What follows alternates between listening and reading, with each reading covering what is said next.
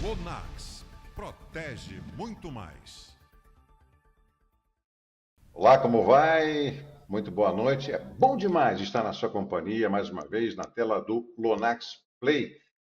Mais uma terça-feira de informação, de conteúdo de qualidade para você nesse projeto pioneiro da Lonax, levando informação pertinente para você através das experiências de grandes profissionais, gestores, empresários, consultores, professores, que aqui nos dão a honra de sua presença. Hoje a nossa conversa é sobre controladoria, sobre controle de finanças, que é fundamental, principalmente para médias e grandes empresas, né? E para isso há um profissional chamado de controller, o nome é bacana, que é da controladoria, justamente para poder fornecer informações preciosas para o conselho, para a diretoria dessas grandes e médias empresas, para que as decisões sejam tomadas com discernimento, né, com um bom caminho. E aí nós convidamos um controller que tem mais de 20 anos de experiência, com balanço patrimonial, gestão financeira de empresas, e que recentemente ingressou na Lonax para ajudar a direção da Lonax justamente a ter informações. E você sabe, a gente fala aqui sempre que a informação, além de não ocupar espaço, é a matéria-prima com certeza mais preciosa hoje do mundo dos negócios para tomada de decisão. Então, eu quero mostrar para você, nosso convidado de hoje, que nos deu a honra da sua presença, que é o Neidson Dias, que já está no estúdio 5G. Excepcionalmente, eu estou remotamente falando com o nosso convidado Lonax Play, excepcionalmente, tá? Mas isso não muda em nada. O Neidson está aí, você já está vendo o nosso amigo Neidson, que vai nos dar essa honra de conversar sobre qual é a função do controller, qual é a importância do controller. Neidson, muito obrigado pela sua presença no Estúdio 5G, uma ótima noite para você. Eu queria que você se apresentasse aí para a nossa audiência, que é muito qualificada. Olá, Lincoln, boa noite para você, boa noite a todos aí, boa tarde, bom dia, né? Vamos ver que horário que as pessoas estão nos assistindo. A honra é minha de estar aqui, um prazer estar falando com você um pouquinho sobre controladoria, gestão financeira, contabilidade, poder falar um pouquinho sobre a gestão das empresas de um modo geral. E às vezes até um pouquinho de carreira em controladoria, né? Tive oportunidade de atuar como professor também nessa área durante um tempo. Então eu gosto também de provocar e convidar as pessoas a conhecerem um pouco mais da controladoria, da gestão das empresas, da gestão financeira e até mesmo da contabilidade, que às vezes parece uma linguagem muito técnica ou muito distante, mas que faz parte do dia a dia das empresas e da gente como pessoa física também, né? Se eu olhar para a câmera na sua frente, para conversar com quem está acompanhando a gente. Aí, agora você ficou bem, muito bem. Tá? Ah, legal, Nosso legal. simpaticíssimo Neidson, exatamente. Usa essa câmera aí, porque aí você se comunica diretamente com quem está acompanhando a gente Perfeito, pelo perfeito. celular, pelo notebook, né? Ô, Excelente. Neidson, eu queria, como sempre faço com nossos convidados, queria que você falasse um pouquinho do início da sua carreira lá atrás, ainda jovem. Por que você resolveu trilhar esse caminho? Conta para a gente, para mostrar quem é o Neidson Dias, por favor. Eu me formei ali no final dos anos 90, ainda no curso técnico em contabilidade. Era um momento de curso técnico bem forte, né? No Brasil, a gente tinha mais presença dos cursos técnicos. Então me formei ali um técnico em contabilidade e desde então segui a carreira em contabilidade, depois com a graduação como contador, em contabilidade, ciências contábeis, especialização em controladoria, planejamento financeiro e planejamento tributário. Mas venho desde jovem trabalhando nessa nossa área aí da contabilidade, controladoria e das finanças. Tive ao longo da minha vida algumas empresas em que atuei desde estagiário que fui até ao cargo de controller, né, que tem esse nome bonito, mas é alguém da gestão da empresa que faz parte da gestão financeira e contábil. O nome é internacional, mas a gente pode ver essa figura, né, no gerente de controladoria também. Às vezes aparece com esse nome em outras empresas e outros cargos, mas faz parte da gestão financeira da empresa como atividade fim. suportando a diretoria das empresas com informações, participando do dia a dia das decisões, né, analisando, você até citou aí o balanço patrimonial, DRE, que são coisas que estão mais comuns para todo mundo. Às vezes a gente nem era da área da contabilidade, mas já fala um pouquinho de balanço patrimonial, de DRE, de fluxo de caixa, né? Por que não? Caixa muito importante para todas as empresas. Ao longo desse nosso papo aqui, eu acho que a gente vai falar um pouco disso também. E a gente não pode deixar de falar de lucro, né? No mundo das finanças aí, tem até uma pergunta do milhão, né? O que é mais importante para uma empresa? É caixa ou é lucro?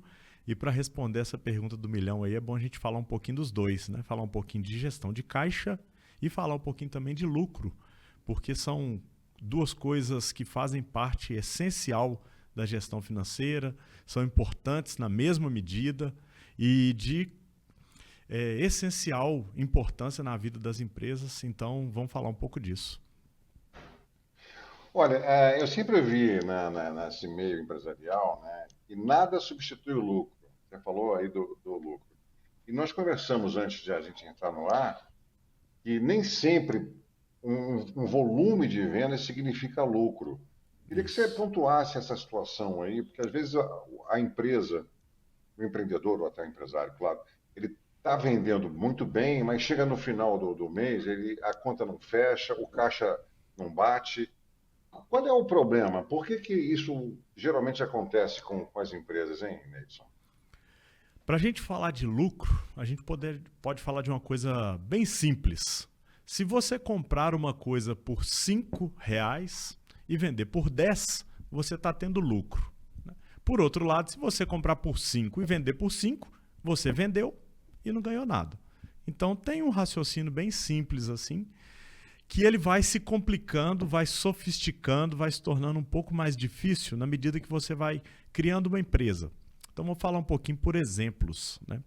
A gente tem alguém que começa um negócio, às vezes começa uma loja pequena, compra ali uma série de itens, compra vários itens por R$5 e vai vender por R$10. Um raciocínio bem simples. Se você vender 2 itens, 3 itens, 4 itens, você vai ganhando uma quantidade de dinheiro que você pode dizer assim, olha, estou tendo lucro.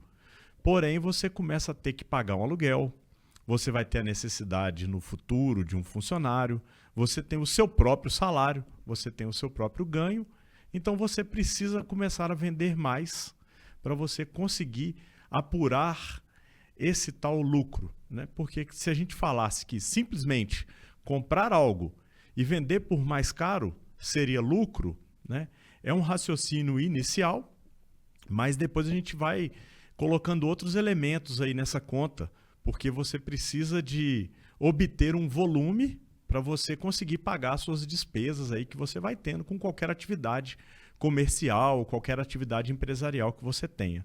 Você tem salário, né? Inclusive o seu próprio, porque qualquer pessoa que inicia uma empresa pequena, ela precisa de ter o seu próprio salário porque está desenvolvendo atividade e isso que vai se tornando um pouco complicado.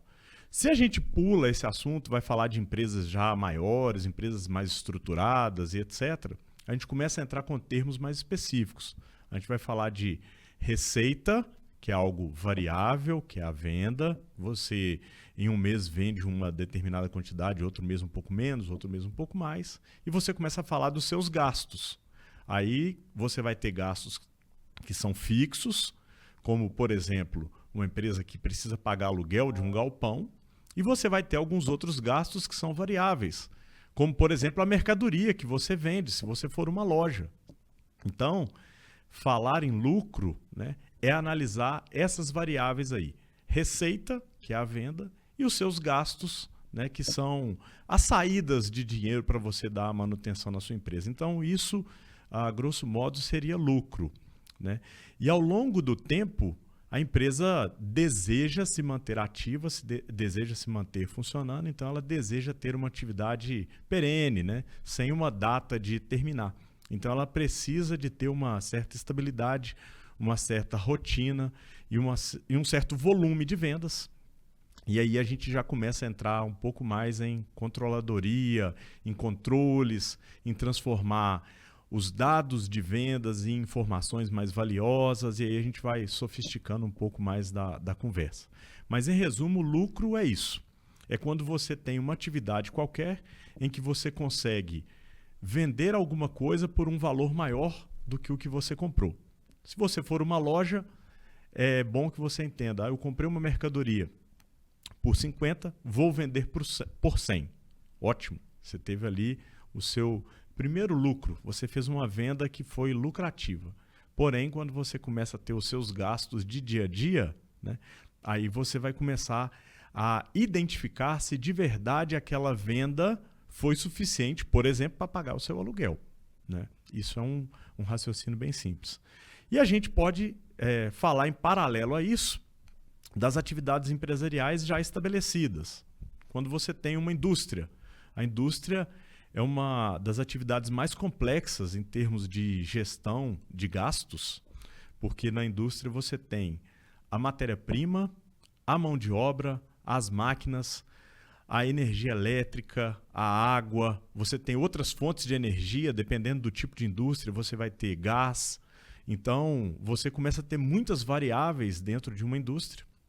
E quando você vai determinar o preço de um produto, né, você passou por um processo complexo de analisar aquele tanto de gastos que você teve, aqueles vários tipos de gastos, né, e para determinar o preço de um produto e lá na frente você dizer se aquele mês, com o volume de venda, você apurou o lucro ou um prejuízo na sua empresa.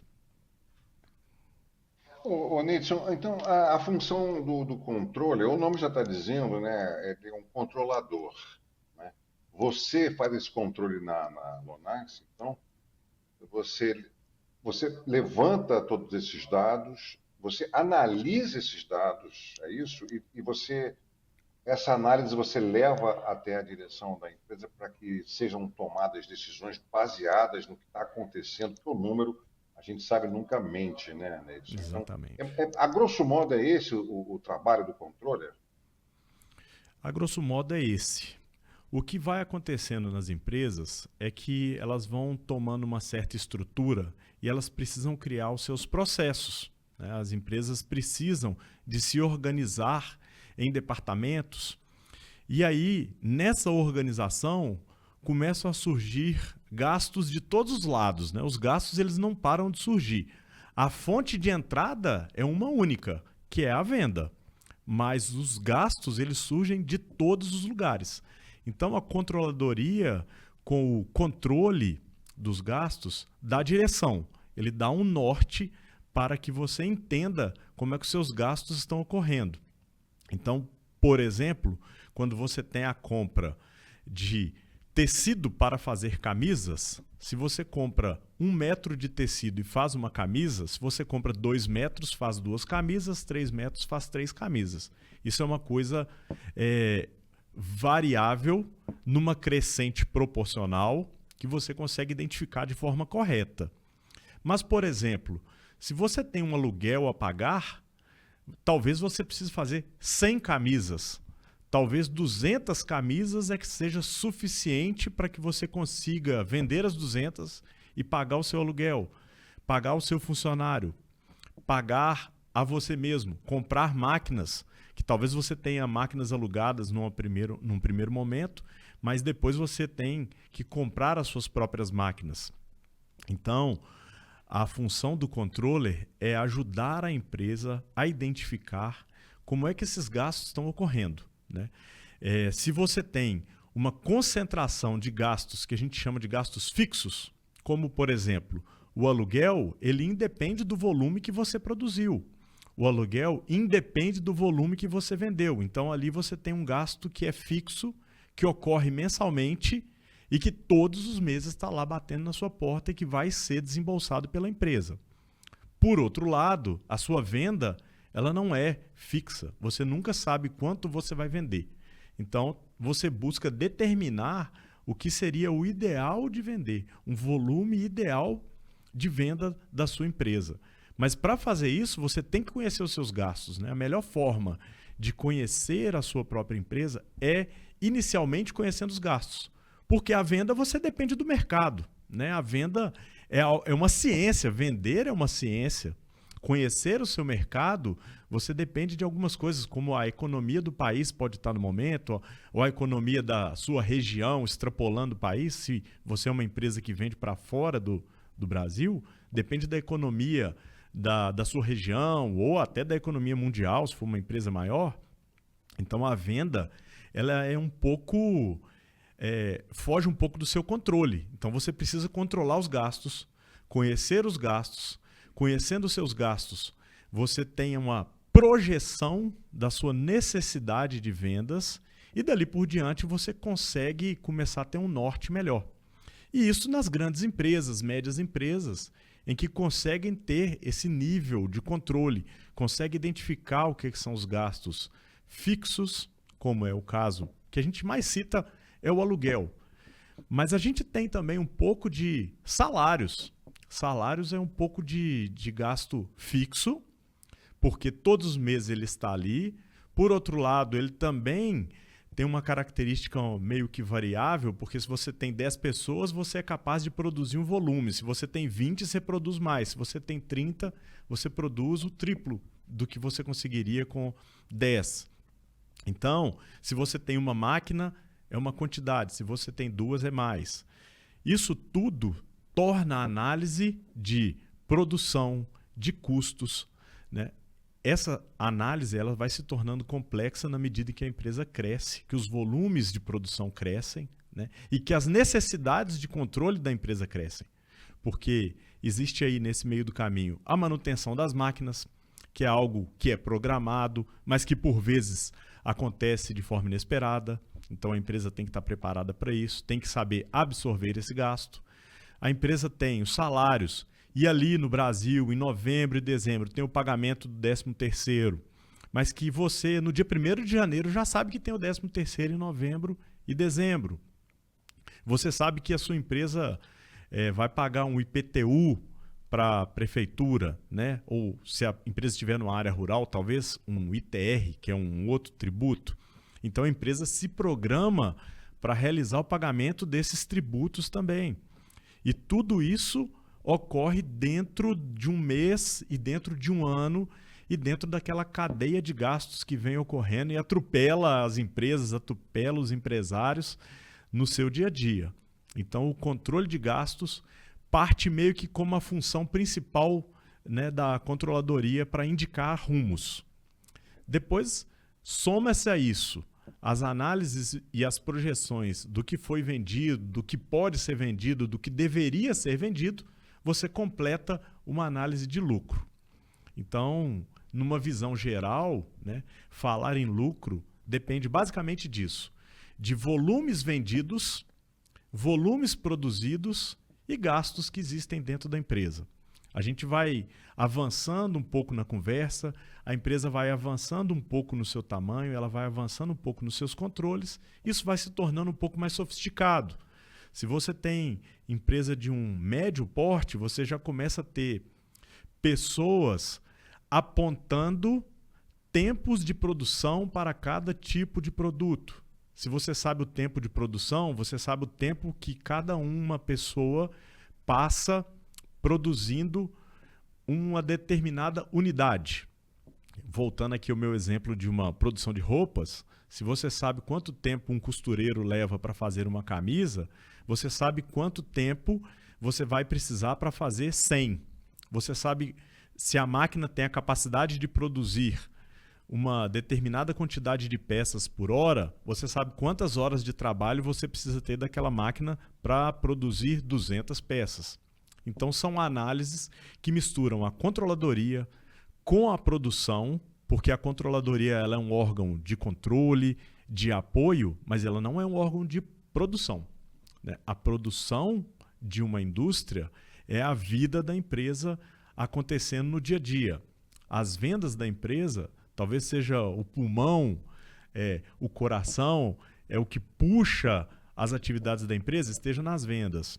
Então a controladoria está no apoio a essas áreas. E essas áreas todas gerando informações o tempo todo para a direção da empresa saber em que terreno que ela está pisando, saber qual é a visão que se tem do mês ali por volta do dia 15, como é que está sendo o meu mês até aqui? Qual é o meu volume de produção? O que é que eu preciso produzir mais? O que é que eu já vendi? O que é que eu já tenho de pedido para o próximo mês, para esse mês, para os meus próximos 6 meses? Se a empresa já tem esse nível de controles, o que é o próximo ano ou o próximo semestre? Né? Então, são informações que vêm de diversas partes da empresa, diversos departamentos, todas elas passam de alguma forma pela contabilidade, pelo setor financeiro e pela controladoria que une, né, essas coisas todas e pode indicar volumes necessários, seja de produção, seja de venda ou desse conjunto de análises. Produção é diferente de venda, né? Porque se você produz 100 não quer dizer que você vai vender 100 unidades. Quer dizer, talvez você possa até vender 80 e que aquilo seja suficiente, ou não, que você precisa vender 150, então talvez você tenha que produzir mais. Isso são análises que as empresas de médio e grande porte fazem rotineiramente. A todo momento a controladoria tem que estar preparada para munir a diretoria e a gestão da empresa de informações. Se você talvez precisa vender mais, produzir mais, ou ao contrário, segurar um pouco a produção porque as vendas caíram, né? A quantidade de pessoas que você tem trabalhando dentro de uma empresa e dentro da sua capacidade com máquinas, né, tem uma relação direta com seus gastos. Isso tudo é essencial para as empresas porque, eu falei isso e a gente fala isso o tempo todo, os gastos eles não param de chegar. Né? O volume de vendas é que é difícil de encontrar, mas os gastos eles chegam a todo tempo. A gente teve com o Eduardo Arrieiro, que é um especialista em direito tributário, há pouco tempo aqui no programa, e ele falou sobre a questão da complexidade hoje do tributo no país, todo mundo sabe disso, né? É um grande obstáculo, é um grande desafio para as empresas. A controladoria também tem uma visão sobre essa questão do custo do imposto? Tem, Lincoln, tem, e isso também é função muito importante, porque a contabilidade originalmente, ela é uma ciência administrativa e financeira. A origem da contabilidade é controlar o patrimônio de uma pessoa física ou de uma empresa, de uma pessoa jurídica, de instituições de um modo geral. A gente poderia estar falando até aqui de uma escola, ela também tem a sua contabilidade. Então, contabilidade é gestão do patrimônio, é gestão dos gastos, é gestão das vendas. Mas, no Brasil e no mundo, não só no Brasil, a contabilidade ela é usada também para apurar alguns tributos. Tá? A gente vai falar, por exemplo, de ICMS. É um tributo estadual, todo mundo já ouviu falar alguma coisa de ICMS, e para apurar o valor que uma empresa tem que pagar de ICMS, usa-se a contabilidade.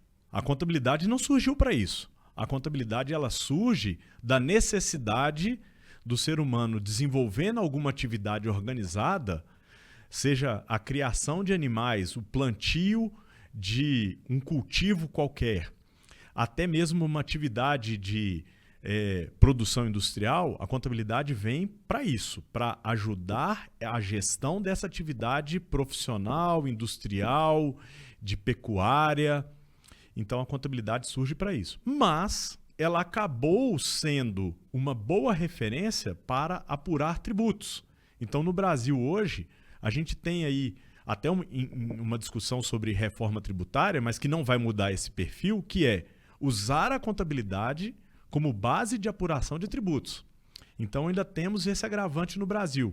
Você tem que fazer a contabilidade e a gestão financeira que atenda a empresa, que atenda a necessidade da empresa, mas que também apure os seus tributos. Porque você é obrigado a isso, você não tem escolha. A gestão do Brasil, a gestão tributária no Brasil, ela diz que a empresa está obrigada a prestar informações financeiras e contábeis mensalmente e algumas anualmente para, com base nessa contabilidade, o tributo seja recolhido. Então, o ICMS, voltando a ele, que é um tributo estadual, né? O I indica esse imposto na circulação de mercadorias e serviços. Esse é o significado do ICMS. Ele é apurado entre suas compras e vendas, né? Tem alguns regimes diferentes e tudo, mas em resumo é isso. O ICMS depende dos controles de compras e vendas que uma empresa faz. Então, a informação da contabilidade, ela deixa de ser de uso exclusivo da empresa e passa a ser também de uso do Estado, da União, seja lá para quem é que recolhe os tributos. Se a gente falar do IPI, que também é um imposto de produtos industrializados, que ele é federal, ele vai para a União, ele vai para o orçamento federal, ele também se baseia ali em compras e vendas. Se a gente fala de PIS e COFINS, estamos falando basicamente, ele tem algumas outras formas, mas em resumo ele está também ali presente nas compras e vendas das empresas.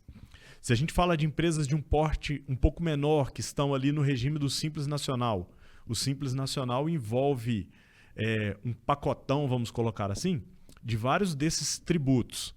Vai do PIS e COFINS ao ICMS, o ISS, que é um tributo municipal, imposto nos serviços, às vezes a gente fala o nome completo, é o ISSQN, imposto sobre serviços de qualquer natureza. Então o ISS é municipal, o ICMS é estadual, o IPI é federal. Esses tributos estão todos presentes ali no Simples Nacional. Então, de toda forma, está bebendo na fonte da contabilidade, que é aquela mesma contabilidade que a empresa usa para fazer sua própria gestão.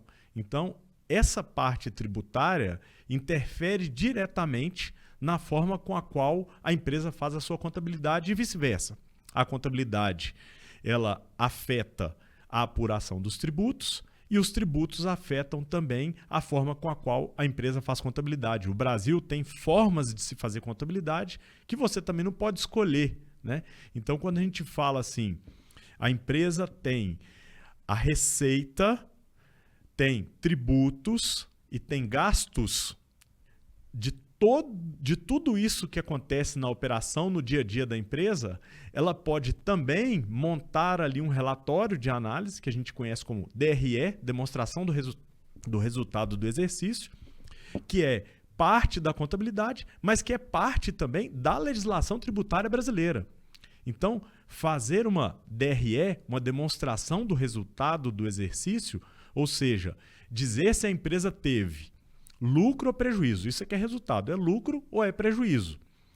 E exercício, a gente se refere ali ao período de um mês, a período de 6 meses ou de um ano. Em geral, a gente faz a DRE para um ano.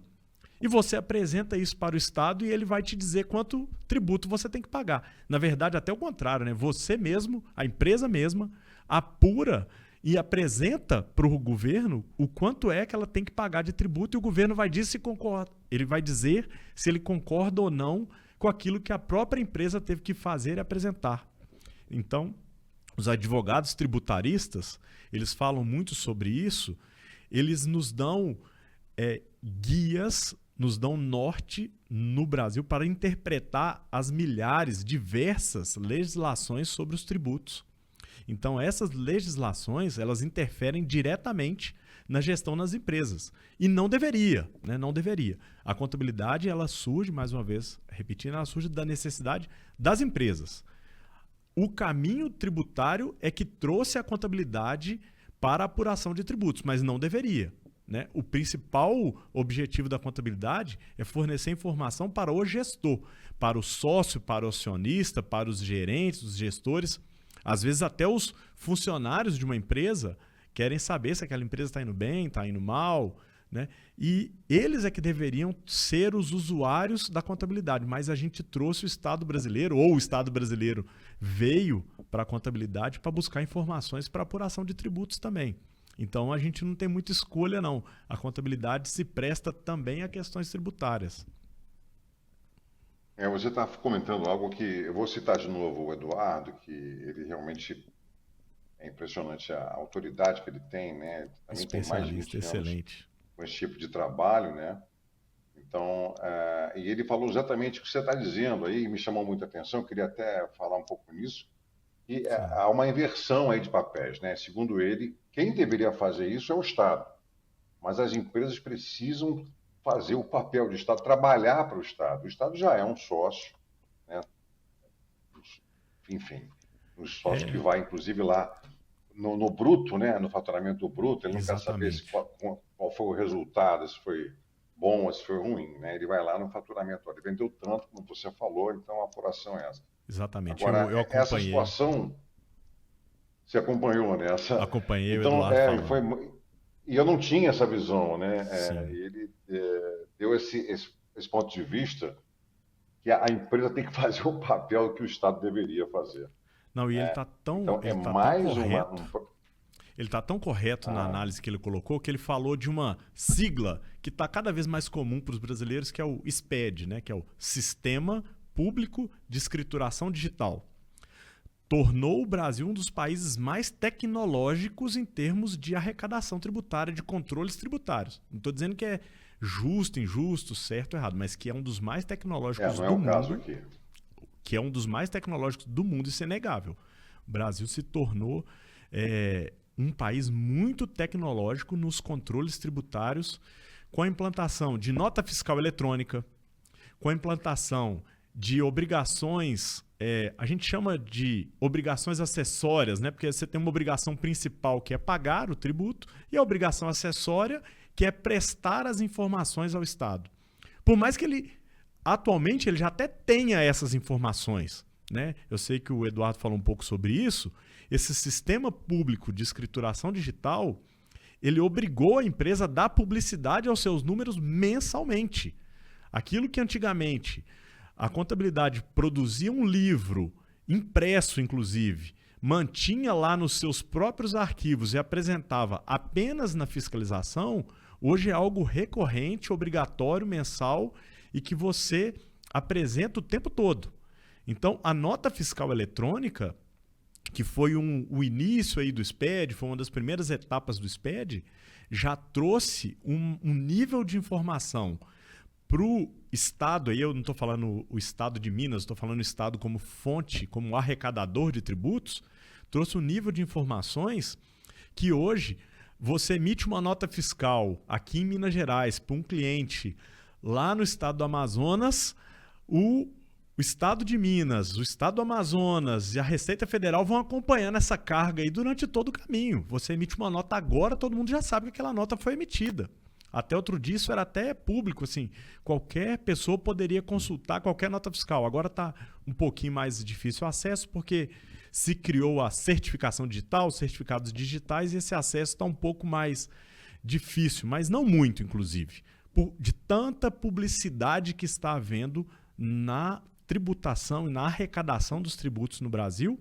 De novo, não estou dizendo que isso é bom ou ruim, mas tamanha é a sofisticação do sistema tributário brasileiro para prestar declarações, e ele não se tornou simples, ele não foi simplificado, ele é extremamente complexo. Você tem cada vez mais informações a serem apresentadas, declarações a serem apresentadas, que você faz com que empresas de um porte médio tenham aí 10 pessoas preparando contabilidade, fazendo a gestão financeira com foco em tributos. O que para o empresário, às vezes, é descabido. Né? Você tem uma empresa, às vezes, que tem 50 funcionários e tem 5 deles fazendo contabilidade, 10% da mão de obra de uma empresa, dependendo ali do nível do porte, de faturamento, do tamanho e tal. Você precisa de ter muitas pessoas para fazer contabilidade e ainda correndo o risco de estar fazendo alguma coisa errada que você nem sabe, porque a legislação muda tanto, nessas obrigações acessórias, elas passam por tantas mudanças, que a controladoria deixa de estar fazendo o trabalho que atende somente ao gestor, ao empresário, aos acionistas e sócios, e começa a se preocupar também com a legislação tributária e com as questões tributárias. Então a gente mistura os assuntos, quando na verdade o foco deveria ser a empresa, né? E os governos que buscassem as suas formas de cobrar os tributos. Mas no Brasil não. No Brasil, as empresas prestam as informações, as empresas corrigem o que tiver errado e aguardam o Estado dar o ok. E muitas vezes esse ok, esse tá tudo bem, tá tudo certo, demora 5 anos e a empresa não sabe muito bem como. Ela fica ali, apresenta as suas informações, paga a guia e fica ali 5 anos esperando o retorno para ver se está tudo certo. Isso de um modo geral, né? A gente pode falar isso até de pessoas físicas, porque as pessoas físicas também não são diferentes, a gente sabe disso. Hoje, qualquer pessoa aí com ganhos anuais ali de 30 mil reais, mais ou menos, né? Um pouco menos do que isso, mas falando, arredondando, 30 mil reais, já tem que apresentar a declaração de imposto de renda. Uma pessoa que ganha, em média, 3 mil reais por mês, ela já começa a se preocupar com isso e o Estado já está tendo essas informações. Se você vai hoje fazer um plano de saúde, o plano de saúde informa para o governo quem são os clientes dele através das notas fiscais emitidas. Se você compra e vende um carro, o Detran já informa para o governo que você comprou ou vendeu o carro. Da mesma forma, o imóvel, os cartórios comunicam-se com os governos estaduais, municipais e o governo federal, se comunicam informando que você comprou e vendeu imóveis.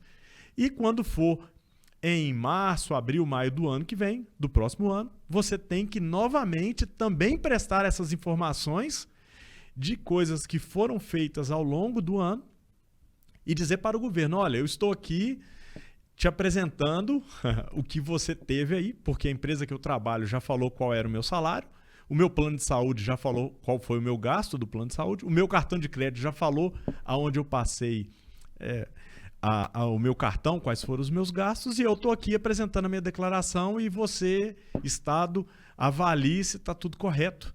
E, por vezes, né, o Estado tem uma capacidade de análise, até com o uso de inteligência artificial, cruzamento de dados, coisas sofisticadas, que colocam a gente numa situação de aguardar e torcer.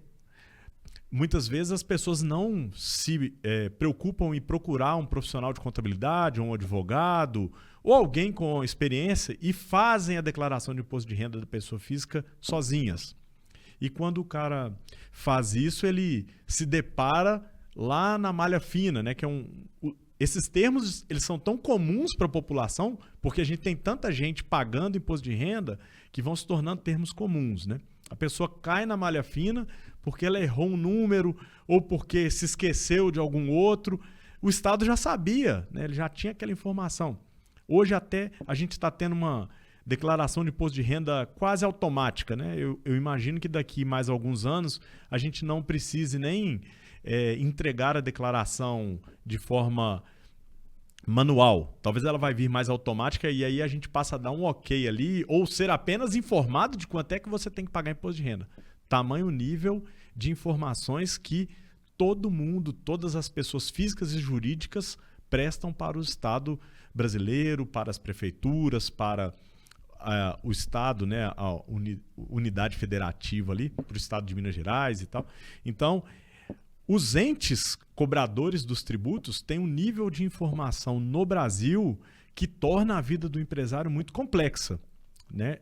A gente está falando em tamanho de carga tributária, que nem é muito assunto aqui para um contador, para ficar discutindo. O tamanho da carga tributária é um assunto bem empresarial, mas da complexidade do sistema tributário é o dia a dia da controladoria, da contabilidade e da gestão financeira das empresas. Elas não deveriam, mas elas se preocupam e muito com isso e perdem muito tempo das pessoas que estudam, se qualificam para fazer análise, para fazer projeções e têm que dedicar também o seu tempo a questões tributárias.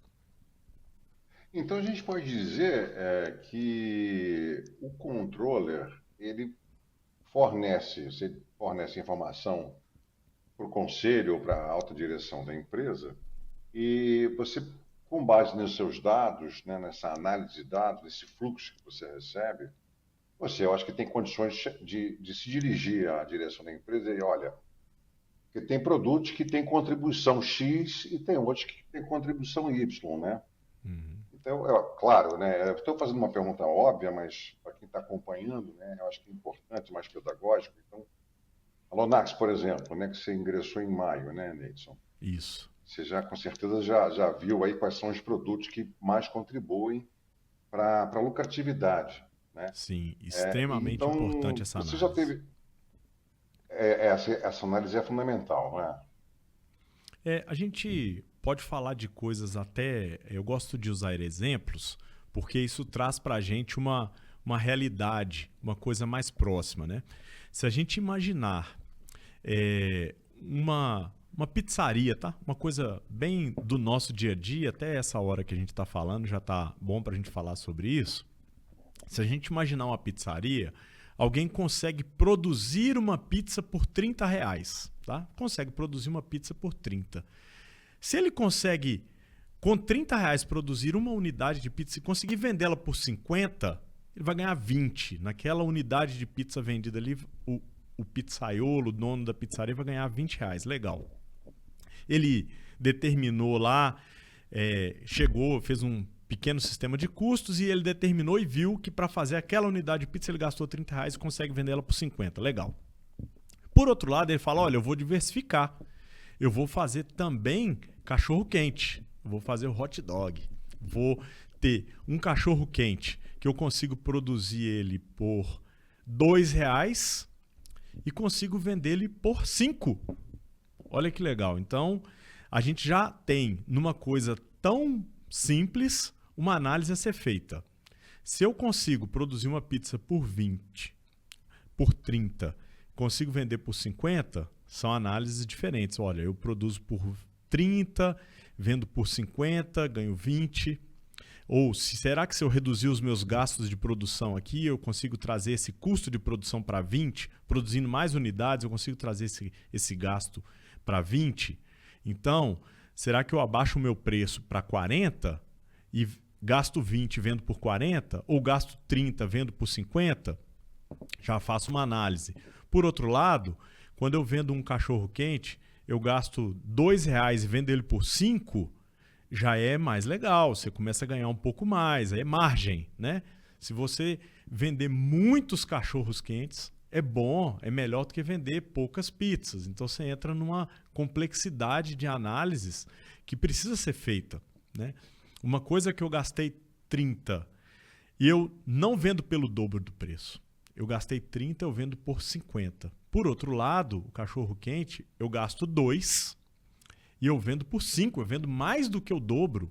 Então, por mais que dinheiro, propriamente dito, seja menor quantidade de dinheiro um cachorro quente do que uma pizza, talvez eu vendo num volume maior, tá? Uma hora dessa eu estou falando de alimento, mas é só para a gente dizer um pouco disso aí que você falou. Margem dos produtos, que não necessariamente quer dizer que é mais ou menos dinheiro, é margem, né? Se uma coisa ela te dá uma margem melhor, invista nela, aumenta o volume de venda dela. É muito melhor você vender bastante cachorro-quente, porque a cada R$ 2 que você gasta, você ganha mais que o dobro. É melhor do que uma pizza, onde você ganha um pouco mais, né? Você produz por 30 e vende por 50. Então você não ganha tanto assim. Então essas margens pode parecer uma coisa simples, assim, até simplória, mas elas não são. Porque até que você chegue nos seus custos de produção, nos seus custos de venda, né, para você determinar qual é o preço, a análise é longa, né? A interpretação dos seus custos tem que ser bem feita. Você tem que entender isso. Uma pessoa, estou falando aqui de venda de produtos alimentícios, uma pessoa, de repente, ela escolhe, fala assim, eu vou vender cachorro-quente aqui na porta de uma escola, que é algo legal. Vou vender por R$ 5, mas se ela não tem a mínima noção de quanto é que ela gasta para produzir um cachorro-quente, ela não pode simplesmente sair vendendo.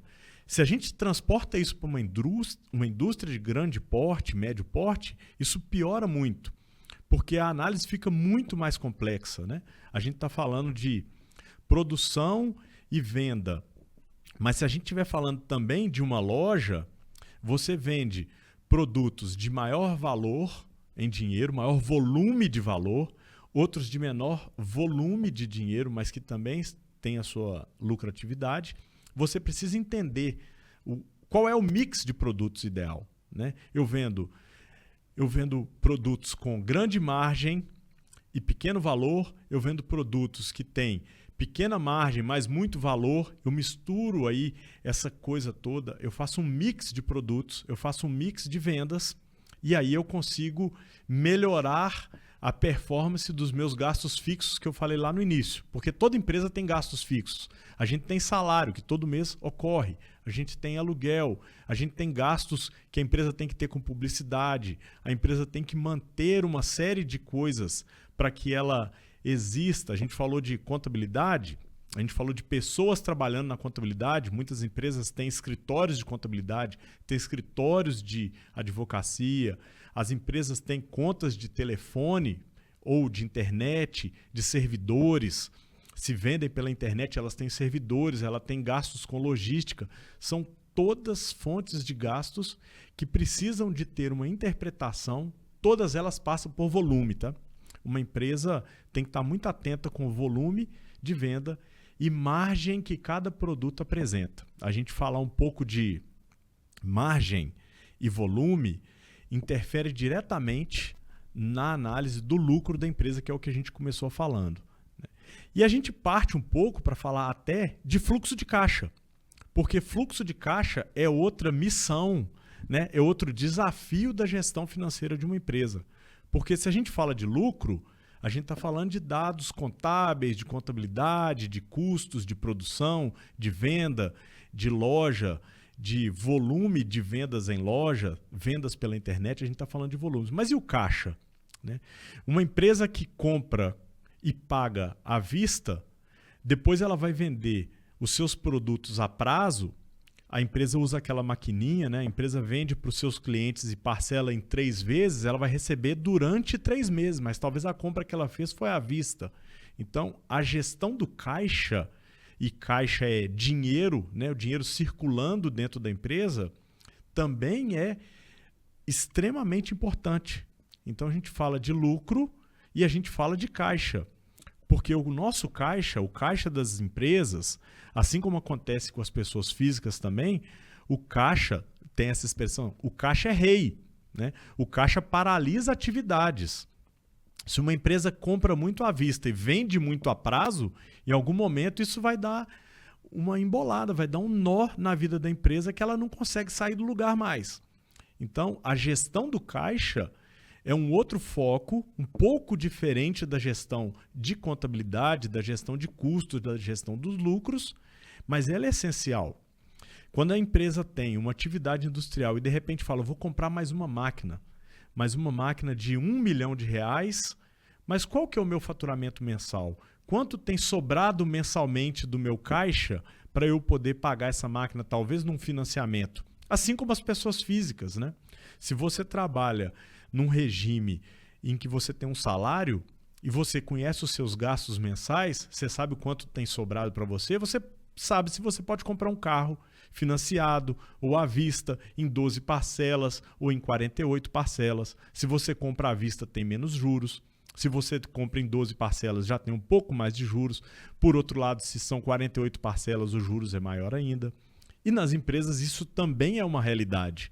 A realidade das empresas é comprar e vender, pagar salários, pagar tributos. Em resumo, um resumo muito simples, essa é a realidade das empresas. Então, a gestão do caixa, dos tempos em que o dinheiro entra na empresa e o tempo em que ele sai da empresa, a circulação do estoque, seja uma loja ou uma indústria, tem que se fazer a gestão de estoques, tem que se fazer gestão de caixa, desde uma empresa pequena, desde uma loja pequena a uma empresa gigante. As empresas muito grandes, elas têm, por vezes, o controle de estoques que estão lá nos seus fornecedores, né? A gente vê isso muito no setor automotivo, que é forte, né? O Brasil é um país forte no setor automotivo. As indústrias automotivas trazem seus fornecedores para perto, para que ela tenha uma menor gestão dos estoques dentro de casa e faça uma parceria com seus fornecedores. É uma forma de se fazer gestão de caixa, até muito mais do que se falar em lucro. Quando a gente fala de caixa, a gente está falando de entrada e saída de dinheiro dentro de uma empresa, a gestão e o acompanhamento dos seus fornecedores é essencial. A forma com a qual você vende é essencial. As empresas têm a sua venda através de máquinas de cartão de crédito, em que teoricamente receberia de 3 vezes, e depois tem que antecipar essa venda para receber o dinheiro mais rápido. Isso acaba dando um furo de caixa. Assim como a gente, como pessoa física, também acontece. Se você sabe o seu salário mensal e outras vezes você precisa de um dinheiro a mais se você vai a um banco, 99% das vezes, por um descontrole ou por uma necessidade inesperada, você vai pagar juros, né? Dificilmente você vai buscar um empréstimo ou um financiamento por algo programado, né? Muitas vezes é algo que você não programou. Então, tem fontes de recurso também.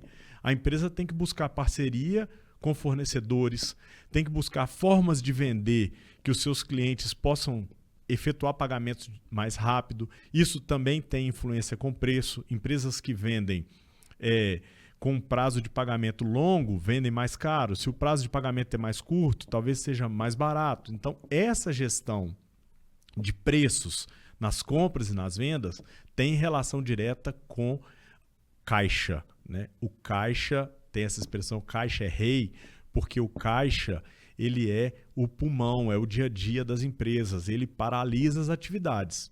Eu falei no início que existe a pergunta do R$1 milhão, o que é mais importante? É caixa ou é lucro?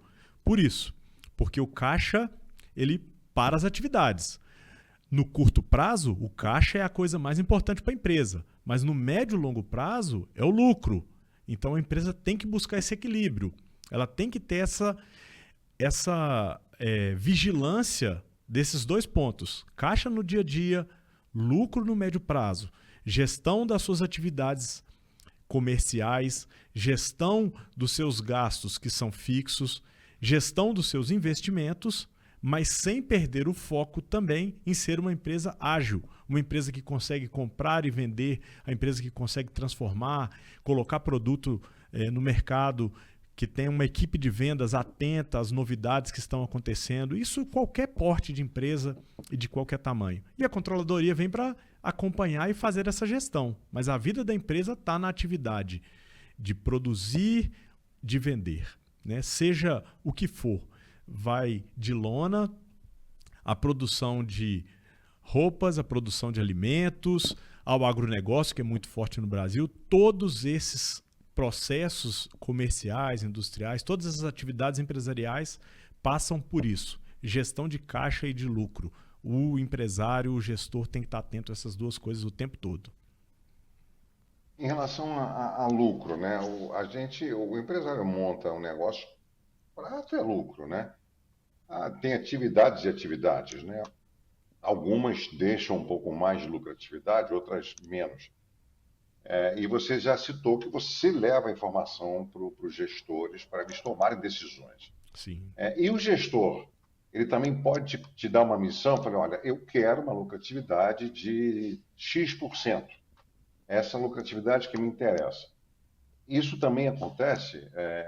Existe esse tipo de missão aí? Você já recebeu esse tipo de missão na sua carreira? Falei, olha, e aí, tipo assim, olha, se vira, eu quero que você me diga como é que eu consigo essa lucratividade. Você já teve esse tipo de missão na sua vida profissional? Acontece sim. E acontece especialmente porque o empresário muitas vezes tem o feeling, né? Ele é que tem o tato para o negócio e ele às vezes aponta o futuro. Ele fala assim, olha, eu quero investir um pouco mais aqui nessa linha de produtos, eu quero vender mais dessa linha de produtos, que hoje eu vendo menos, porque ele tem um sentimento, ele tem um feeling, ele sabe que, ou ele projeta que aquele ali é o rumo, porque ele conhece aquele negócio. A gente como controller, como controladoria, como gestor financeiro de uma empresa, a gente sabe dos números, a gente sabe fazer a gestão, mas a gente não tem esse direcionamento do mercado, para onde o mercado está indo, não. Então, às vezes, você sai sim com essa missão, viu, Lico? Você falou bem. Aí você se une ali ao seu pessoal de produção, você se une com o pessoal comercial, com o seu pessoal de pesquisa, de desenvolvimento de novos produtos e vai apresentar esse resultado. A controladoria sozinha é incapaz de fazer esse trabalho, claro, porque a controladoria ela está em união com as informações que estão dentro da empresa. As informações estão em casa. Qualquer empresa ela já tem informações em casa. O que muitas vezes acontece é de não conseguir gerir essa informação, porque isso também custa dinheiro. Ter controladoria é muito legal, é muito interessante, mas também custa. Ter controles custa. Ter informações custa também para a empresa. Porque você imagina que se você tem 10 máquinas com 30 pessoas trabalhando, para você ter informações dali, você precisa de ter algumas outras pessoas que não estão exatamente operando nas máquinas para acompanhar aquele controle. Então, aquele controle, ele representa um certo gasto para a empresa que, em algumas etapas da vida da empresa, a empresa está iniciando, a empresa está em crise, ou a empresa é pequena e tal, aquilo não é exatamente o mais importante. Então, fazer controles também custa. Então, às vezes, você recebe essa missão. Olha, eu quero que aumente a lucratividade de determinado produto. Aí você sai com essa missão, se junta com o pessoal de pesquisa e vê de que forma, quais são os novos produtos que tem no mercado, as novas matérias-primas, o que tem de novidade nisso, a produção de que forma pode ser mais eficiente, pode fazer com menos tempo, pode fazer com mais volume. Você vê com o seu pessoal comercial aonde que o preço pode aumentar, ou o que aquele produto poderia ter de característica para agregar um pouco mais de preço. Você vai aos seus clientes, você vai ao mercado. Então, essa análise ela não parte da controladoria, né? A controladoria está junto com vários departamentos para entregar e apresentar o que seria a lucratividade esperada, projetada. E a gente faz isso o tempo todo, né? Quando uma empresa vai lançar um produto, ela já tem que projetar alguma coisa, né? E a projeção deste produto que a empresa ainda não faz, ela é ainda mais difícil, porque é desafiador você projetar uma capacidade de produção de algo que você não faz, você projetar quais seria o seu custo, quais seriam as pessoas, quais seriam as máquinas, as horas e os tempos de produção.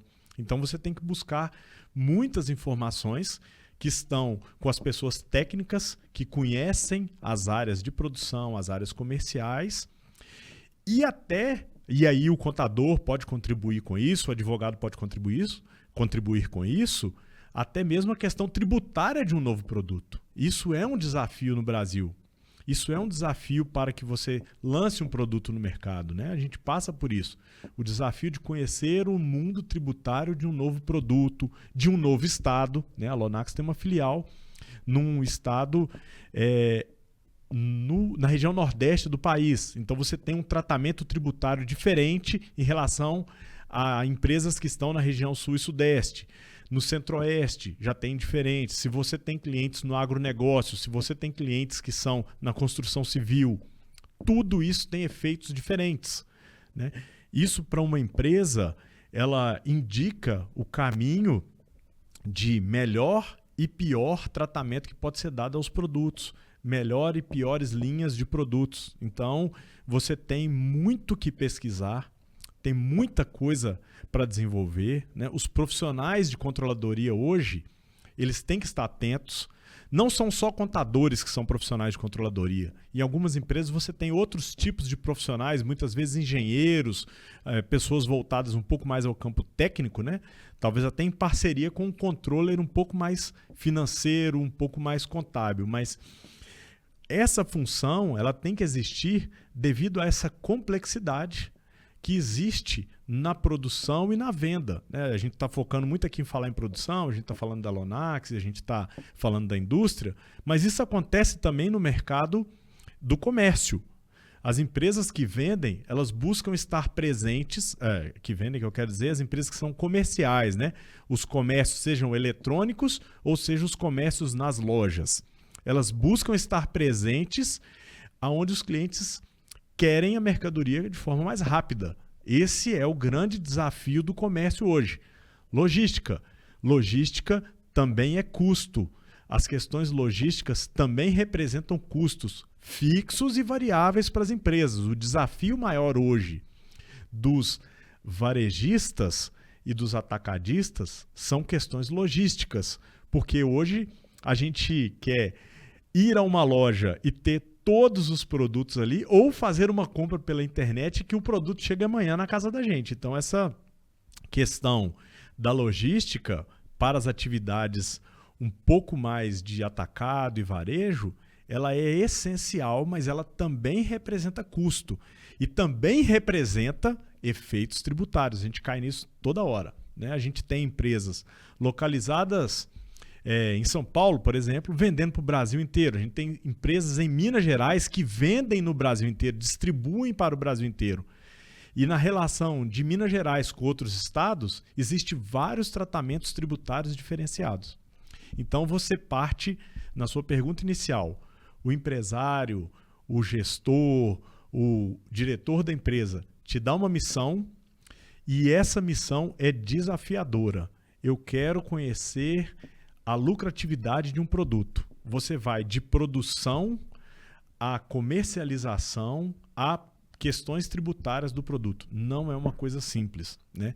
A gente tem empresas de pequeno porte com desafio, às vezes até maior do que as de maior porte, porque as empresas de maior porte estão assessoradas por advogados. A gente viu o doutor Eduardo aqui na sua entrevista, a capacidade técnica que ele tem. Mas as empresas de pequeno porte também têm esse desafio de correr atrás de conhecer o mercado tributário brasileiro e muitas vezes não tem essa oportunidade, porque isso custa, né? Então custa muito para as empresas fazer uma gestão e para nós da controladoria indicar a lucratividade ou como melhorar a lucratividade ou como aumentar a lucratividade de um produto é uma ciência. É uma ciência feita a 10 mãos, 8 mãos, porque controladoria sozinha não consegue fazer isso não, é muito complexo. Olha, eu conversei com o Neidson Dias, deu uma aula, eu sei que você também já deu aula na academia, e eu queria te agradecer pela preciosa contribuição que você deu a todos nós hoje, para falar dessa função que é relativamente nova no meio empresarial, né, que atende principalmente médias e grandes empresas, e esse trabalho que você faz aí para a Lonax desde maio. Eu queria agradecer demais, né, afinal de contas, o nosso produto aqui é a informação preciosa, a informação realmente pertinente, né, que inspira as pessoas. E hoje você realmente deu uma contribuição incrível. Queria agradecer a sua presença, Neidson, parabenizar pelo seu trabalho na Lonax. Eu queria que você desse uma palavrinha final para quem está acompanhando, para quem é jovem, né, já falei isso 2 vezes, mas não custa repetir, parece ser uma profissão muito interessante, né? Para se investir, para quem está começando a carreira no profissional, de ser um controller, né? Porque eu também já tive meu negócio e sei o quanto é fundamental ter esse controle na mão, né? E para o empresário às vezes é complicado, porque como você falou, o empresário está pensando em outras coisas, e ter alguém que, se você tiver condições, né, de ter alguém que faça isso, realmente é sensacional. Obrigado pela sua presença. Eu queria que você desse um recadinho aí para quem está pensando aí, e agora, depois dessa conversa, eu acho que está pensando mais firmemente em investir nessa carreira, em se qualificar, né, de um curso que no passado era técnico, agora já virou uma graduação, né, se não me engano. Graduação, pós-graduação. Faz esse recado para o jovem, né, que está pensando numa carreira, gosta de número, e quem sabe que depois dessa conversa não se inspira e trilha esse caminho de ser um controle como você é, com muita competência. Legal, Lincoln. Obrigado. Agradeço também a oportunidade de falar um pouquinho disso, que eu gosto tanto e é essa área em que eu tenho atuado aí há tanto tempo, né? Eu deixo o seguinte recado, Lincoln. A gente tem oportunidade de conhecimento na área contábil e da gestão financeira de um modo geral. No passado, a contabilidade era vista ali até como uma coisa meio de escritório, alguém fechadinho numa sala ali apurando guias e tal, mas a gente tem extrapolado isso cada vez mais, porque o desafio é muito grande da gestão financeira, da gestão tributária, do dia a dia das empresas. Então, assim, eu também acho que os jovens devem buscar um conhecimento nessa área de contabilidade e gestão financeira, que é uma área muito interessante, e é uma área em que a gente tem a oportunidade de ter contato com toda a empresa. Então esse eu acho que é a coisa mais interessante da controladoria e da contabilidade, da gestão financeira de um modo geral. A gente está em contato com a empresa inteira, com a gestão da empresa e a gente pode contribuir de uma forma bem legal, bem interessante para as empresas, não sendo só aquela pessoa que fica ali na apuração de impostos, falando só em balanço patrimonial e DRE, como se fosse uma coisa inalcançável para todo mundo. A gente consegue transformar isso numa linguagem mais fácil de entender o patrimônio das empresas aí e entender as atividades empresariais se desenvolvendo e a gestão financeira delas. Então, acho uma coisa muito legal e muito importante para nós aí, para o nosso futuro das empresas brasileiras que competem com empresas do mundo inteiro, né? Hoje o Brasil está no mundo inteiro competindo, então a gestão de controladoria, a gestão das finanças é extremamente importante. E muito obrigado pelo convite, obrigado pela oportunidade de contribuir um pouquinho e falar sobre controladoria. É isso aí. Muito obrigado a você, Neidson, mais uma vez, e a você que acompanha o Lonax Play. Você já sabe, né? Mas não custa repetir.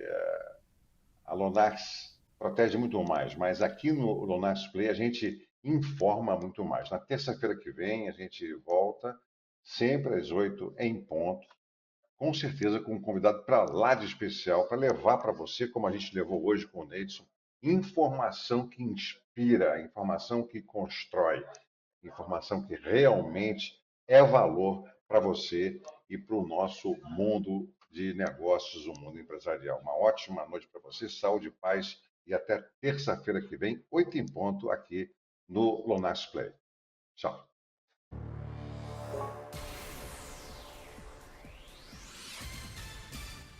Lonax protege muito mais.